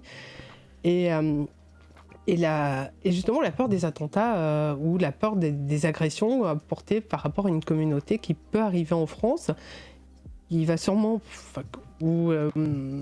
est possiblement, fortement possible, après c'est que mon interprétation personnelle, je ne dis pas que j'ai la vérité, qui peut justement créer un malaise dans les communautés juives qui peut arriver.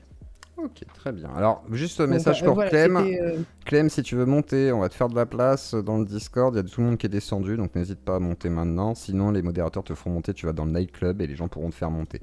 Alors, tiens, Greg, la position des juifs français ou juifs françaises, voilà, comment tu vois un peu tout ça pour eux, du coup, toi qui étais avant en France, est-ce que tu comprends cette peur ? C'est tout le temps lié. À chaque fois qu'il y a des problèmes en Israël, ça ressurgit en France. Tout simplement, il faut se demander pourquoi. C'est tout simplement à cause de la communauté musulmane française. C'est pas des Français qui vont se mettre à attaquer. C'est pas des Français d'origine française. Ils vont se mettre à attaquer des Français traditionnels, on va dire, qui vont se mettre à attaquer des Juifs, non ? Ça va être les musulmans, et c'est là qu'il faut comprendre que c'est une guerre de religion pour eux, tu vois. Et effectivement, les Juifs français vont être assimilés à des Israéliens, ou de toute manière pour eux c'est la même chose. Ça va leur servir d'alibi, et ils vont s'en prendre à eux une fois de plus, et comme ils l'ont toujours fait. Moi, ce que je conseille à la gentille dame qui vient de parler, c'est puisque tu as cette position finalement où tu travailles dans les prisons, où tu as ce beau métier, je te conseillerais de cracher ou d'uriner discrètement dans leur plat. Non. Je suis personnel soignant, moi je suis là pour soigner les gens, je suis pas là pour leur faire du mal. Voilà, exactement.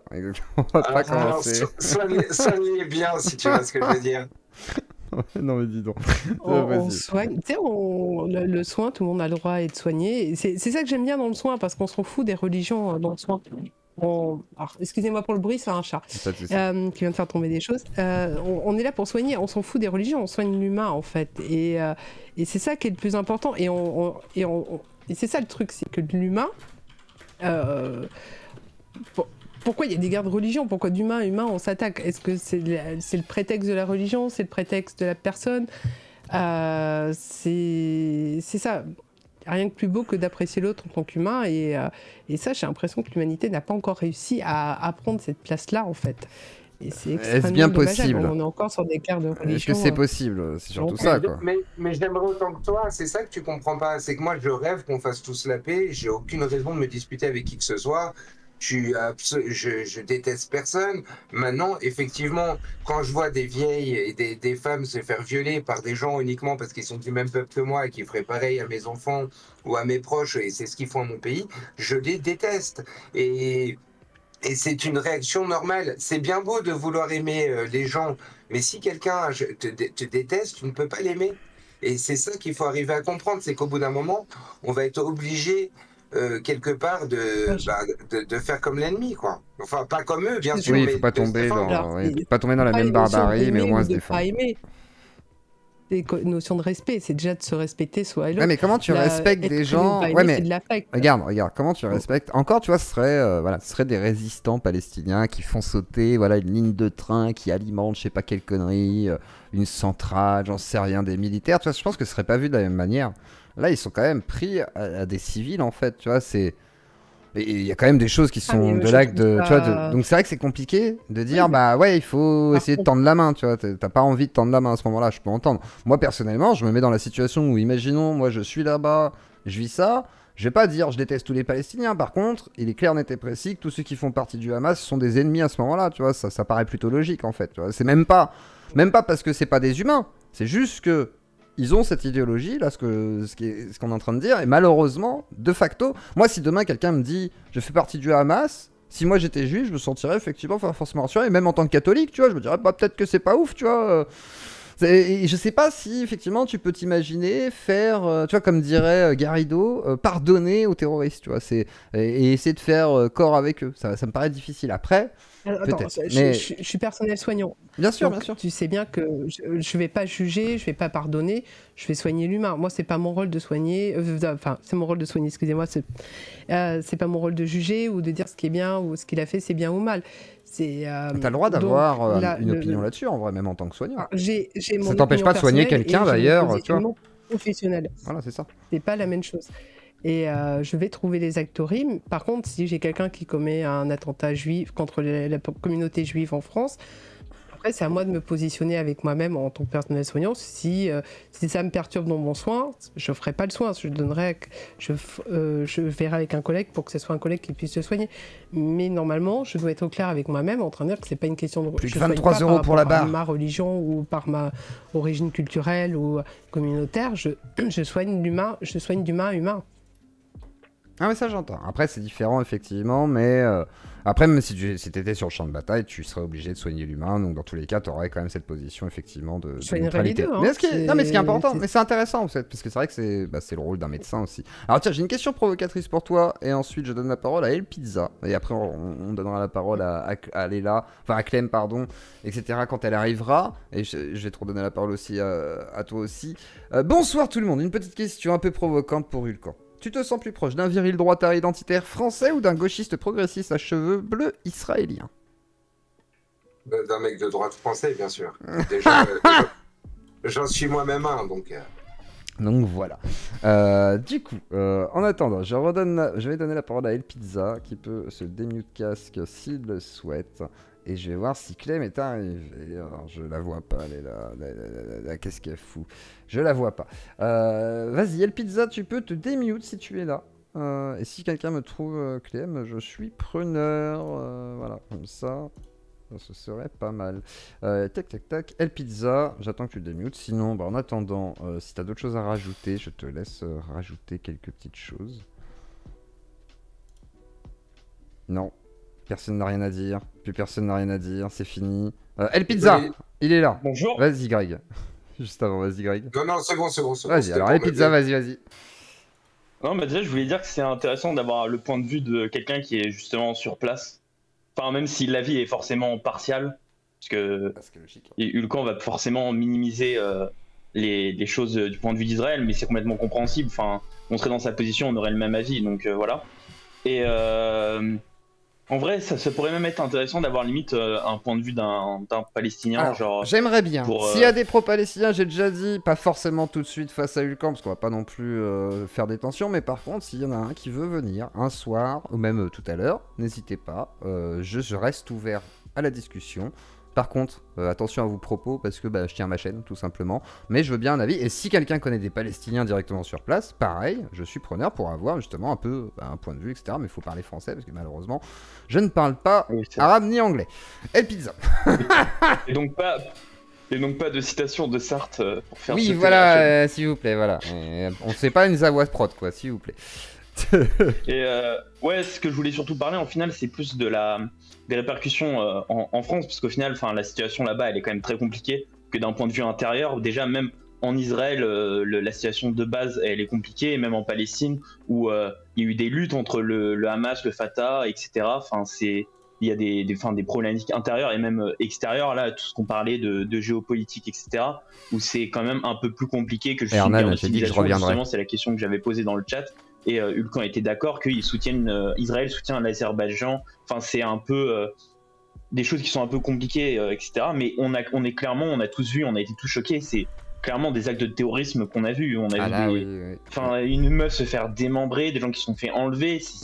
En fait, la rave party, c'est quoi? C'est un Bataclan qu'on a vu. C'est des trucs qui sont... Moi, je trouve que la rave party, c'est l'un des trucs les plus marquants, limite, parce que c'est vraiment l'insouciance face au terrorisme pur et dur, tu vois. Enfin, il y a vraiment le côté... c'est lunaire, quoi. Pareil, il y a une vidéo où on voit une femme qui se fait enlever, elle est en train de supplier et tout. Honnêtement, c'est déchirant, quoi. Et puis après, la fameuse image, je sais pas si elle est vraie, mais la fameuse image avec les enfants dans les cages, je sais pas si elle est vraie, hein, mais si elle est vraie, enfin, de toute façon, elle est vraie, l'image, déjà, donc déjà, bon, c'est une dinguerie, mais genre, si c'est vrai qu'ils font ça, alors là, c'est encore plus étrange, quoi. Bref. Et même si je peux reconnaître que Israël a pu avoir ses torts dans le conflit, etc., enfin, ça peut justifier ce genre de truc, quoi. C'est vraiment injustifiable. Et j'ai souligné une contradiction dans le premier intervenant qui nous expliquait en fait c'était problématique qu'Israël ait pour religion d'État en fait le judaïsme, et qu'en fait les Arabes ils pourraient pas vivre bien dans ce pays, mais il expliquait après que l'Iran qui a l'islam comme religion d'État, les Juifs peuvent très bien y vivre dedans. Oui. Donc j'ai pas trop suivi, c'était un peu confus quand même. Il a dit quoi, Hugo? J'ai dit que tu as tout à fait raison, je suis tout à fait d'accord avec toi, mais c'est des gens qui ont un raisonnement partiel, c'est pour ça que je vais parler des autres pays et tout. C'est des gens qui sont focalisés, et moi je pense, parce que il y a quelque chose qui est latent là-dessous, tu vois, il y a un problème. Comme le mec qui vient d'intervenir, là, le non-binaire, et qui nous a dit... et qui nous a dit qu'il a compris, qu'il comprenait à moitié... Écoute, c'est incompréhensible. Est-ce que tu comprends que on essaye de faire un minimum de victimes civiles et que eux, ils font tout pour faire des victimes civiles et les torturer? C'est quand même, c'est une certitude ce que je te dis. Jamais on a voulu faire si on voulait faire des dégâts civils, il y en aurait beaucoup plus. Regarde les morts chaque année. Ils ont plus de morts sur la route que tués par nous. Et il faut regarder la réalité des choses. La réalité des choses, c'est que c'est clairement monstrueux. Et vraiment, ce qui me fait le plus de mal, c'est de voir qu'ils se sont réjouis. Et pas que le monde musulman dans son ensemble s'est réjoui. Et ça, si tu veux qu'on se voit, je t'encule. Ils sont bercés de haine envers nous. Et je sais que c'est de l'inculture. C'est vraiment un manque de connaissances et qui leur fait ça, tu vois. Ils sont éduqués, ils sont biberonnés avec ça depuis petit, et ceux qui disent que c'est pas vrai, mais regardez autour de vous, demandez à vos copains musulmans en France qui pensent de tout ça, et vous verrez que vraiment ça fait de la peine. Maintenant j'ai aussi un copain musulman, ou même deux, qui sont venus me demander de mes nouvelles, que je respecte, etc. D'ailleurs c'est des Marocains, les Marocains sont souvent comme ça, mais il faut dire la vérité, dans l'ensemble du monde musulman, il y a quand même une grande partie qui se réjouissait. Hier, je regardais i24 News, ils mettaient des smileys, des trucs, c'était vraiment, je me disais, mais c'est incroyable cette haine. Je veux dire, quand moi, il y a un mec en Nouvelle-Zélande qui est rentré dans une mosquée pour tirer sur des gens, ça m'a accablé réellement, tu vois. J'étais pas là à me dire, oh, trop bien, des musulmans se font shooter. Nous ici, quand il y a Barour Goldstein, vraiment qui est la honte du peuple d'Israël, qui est rentré dans une mosquée pour tuer tous les Arabes, jusqu'à aujourd'hui, tout le monde le cite en contre-exemple et tout le monde a clairement condamné. Eux, ils distribuent des gâteaux, ils en sont fiers, ils applaudissent. Pour moi, honnêtement, c'est impossible de faire la paix avec des gens comme ça, et je pense que le seul moyen de faire la paix, c'est de se séparer une fois pour toutes. Ah oui, non, mais moi je suis totalement d'accord. À un moment, c'est soit en fait l'un remporte totalement sur l'autre, genre soit c'est entièrement un État juif, soit entièrement un État palestinien. Sinon, c'est vraiment une solution à deux États où limite, comme avait dit Delavier, c'est un mur à la Game of Thrones pour vous séparer, et limite le premier qui passe le mur, il se fait shooter, que ce soit un Israélien ou un Palestinien, parce que je pense que vous êtes des peuples qui ont la mémoire assez dure, donc ça serait impossible d'instaurer une paix. Enfin, je pense que là, il y a une situation de non-retour. Alors, mais sinon, honnêtement, je te promets, hein, vraiment, je n'ai aucun intérêt à dire ça, j'en ai rien à faire, mais vraiment, je te jure que je pense que les Israéliens seraient totalement prêts à faire la paix si ça se passait bien, à leur donner un État, à vivre en bon voisinage. D'ailleurs, on le fait avec les Jordaniens qui viennent en vacances à Eilat, etc. On pourrait très bien vivre avec les Arabes, il y a plein de Juifs qui viennent de pays arabes, et d'ailleurs, on vit avec eux. Le problème, c'est que franchement, quand on a toujours un dans ton dos qui peut avoir 16 ans et te mettre un coup de couteau alors que tu lui as rien fait, au bout d'un moment, il faut se rendre compte des réalités, quoi. Il est temps qu'on vive chacun de notre côté. Et vraiment, je pense que c'est leur faute, mais ça doit être comme ça. Ouais. Et c'est pour ça que justement, en fait, ce qui est intéressant, c'est qu'on voit que, comme le dit Lucan, tu vois, il y a certainement, enfin, c'est même pas certainement, oui, c'est sûrement, chez les Juifs là, en Israël, il doit avoir une peur quotidienne, de pas pouvoir avoir confiance en son voisin, etc. C'est un peu aussi la situation qu'il y avait par exemple. Surtout avec ce qui se passe là. Non, puis surtout ce qui se passe là maintenant, c'est que tu as l'impression que ça pourrait être n'importe qui, sachant pas forcément qui est radicalisé, qui est pro-Hamas, etc. Tu vois, sachant qu'il y a aussi. Malheureusement, après certains me diront non, mais malheureusement une forme de gauchisme aussi en Israël qui est pro-révolution palestinienne, en vrai. C'est ça le truc. Donc du coup, ça pose beaucoup de questions aussi, et je pense que même Netanyahou, parce que là on va parler de politique 2 secondes, ce serait intéressant d'en parler de gérance, mais genre, là aujourd'hui, j'imagine que Netanyahou, son poste peut être aussi mis sur la sellette si jamais il gère pas la situation. Parce que là, s'il fait n'importe quoi en Palestine, qui bute tout le monde, ça va foutre la merde dans tous les cas. D'une autre manière, la protection des civils israéliens n'a pas été faite comme il faut, le dôme de fer, etc. Machin, il y a eu des gros problèmes. Donc même Netanyahou là peut jouer peut-être sa carrière aussi, parce que là c'est touchy quand même. On est quand même sur une tension qui est pas habituelle. Qu'est-ce que t'en penses toi justement de la situation avec Netanyahou, la gestion du pays avec ça et la sécurité, Greg? Justement, c'est marrant que tu parles de ça parce que moi je pense exactement l'inverse. En réalité, il y avait la moitié du pays qui était contre Netanyahou et il y avait des manifestations vraiment chaque semaine. C'est bizarre que vous les ayez pas vues parce que moi j'en ai vu sur BFM TV, etc. Il y a des manifestations vraiment chaque samedi soir. À part là, c'est la première fois ce samedi soir où il n'y en a pas eu depuis au moins 8 mois, où ils réclament la démocratie. Pourquoi ils réclament la démocratie ? Parce que justement, on veut faire une loi pour diminuer les droits de la Cour suprême. Pourquoi ? Parce que par exemple, là, on avait voté pour la peine de mort pour les terroristes, chose qui peuvent être très utile parce qu'après, ils kidnappent des otages. Par exemple, Gilad Shalit, ils ont demandé 1000 terroristes pour un soldat et qui était enfermé chez nous. Donc, effectivement, ça aurait été mieux de tuer. Mais eux, la Cour suprême, ils ont décidé que non. Ils ont des pouvoirs au-dessus du peuple. Il faut savoir qu'ils ne sont pas élus par le peuple. Donc, pour moi, c'est pas démocratique. Ils s'élisent entre eux. Et en fait, le peuple réclame la démocratie alors qu'on a voté 5 fois en 2 ans. Donc c'est quand même sidérant. Et voilà, donc en fait, c'est des affaires de gens d'extrême gauche qui ressemblent un petit peu à la majorité de tes auditeurs, là, et qui sont pro-LGBT et qui sont anti-religion à fond et qui sont vraiment dans l'abus total. Je suis contre eux, je suis aussi contre les ultra-orthodoxes. Moi, je suis pour les gens normaux, tu vois.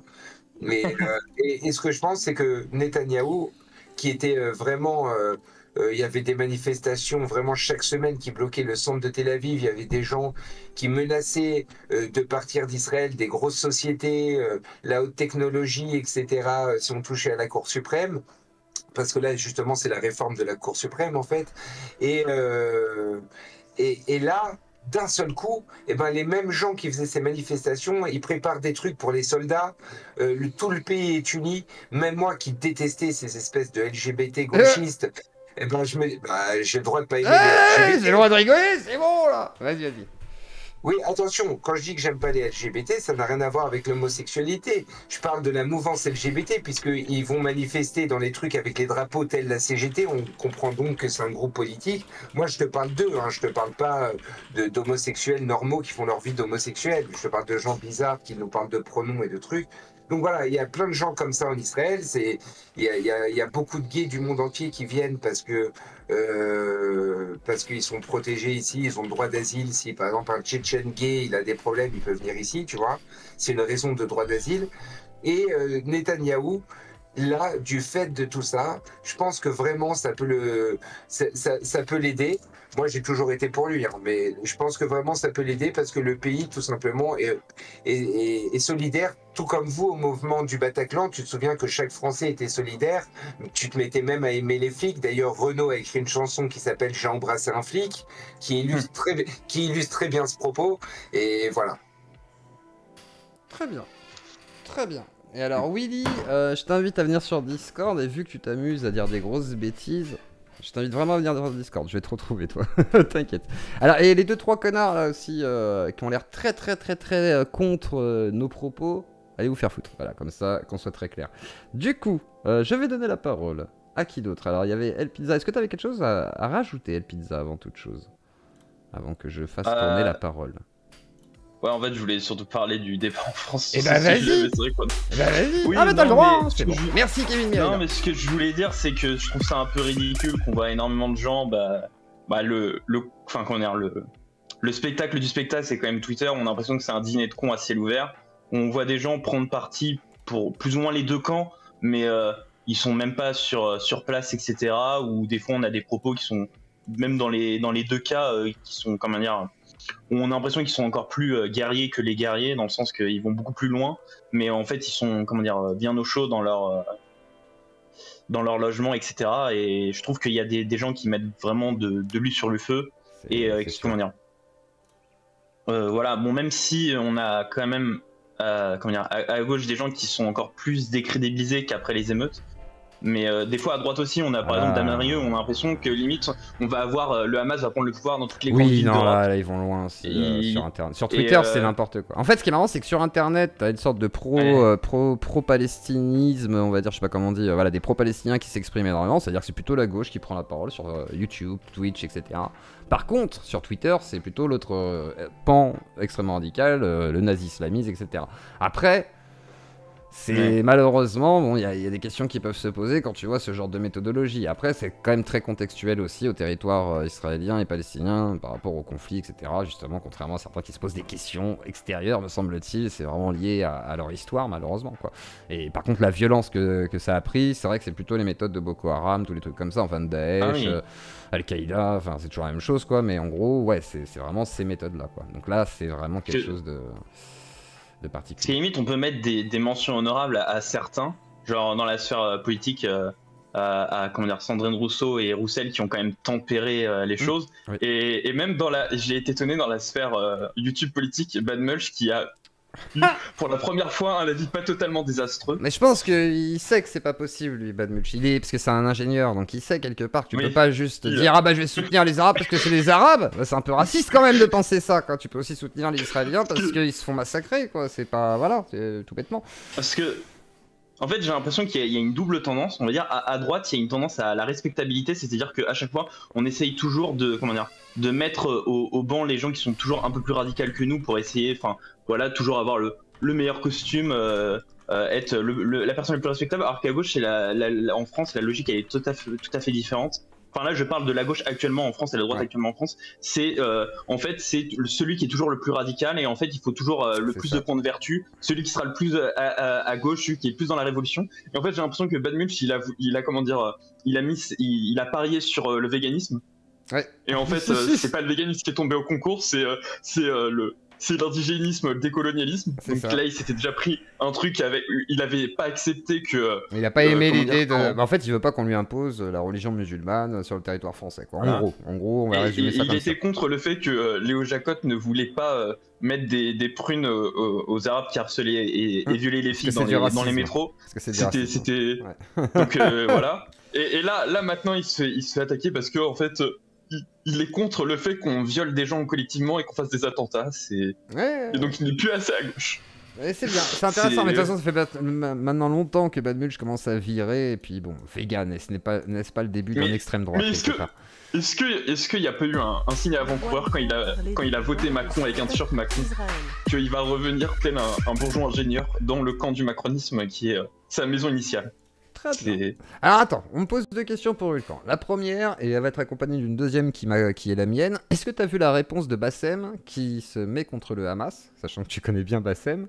Est-ce que tu as vu sa réponse par rapport à ça? Où il disait que c'était des ennemis, qu'il fallait pas leur faire confiance, qu'il leur a jamais fait confiance, etc. Je l'ai pas vu, par contre j'ai vu à une époque quand il a volé les cagnottes pour les nécessiteux musulmans en trahissant sa communauté.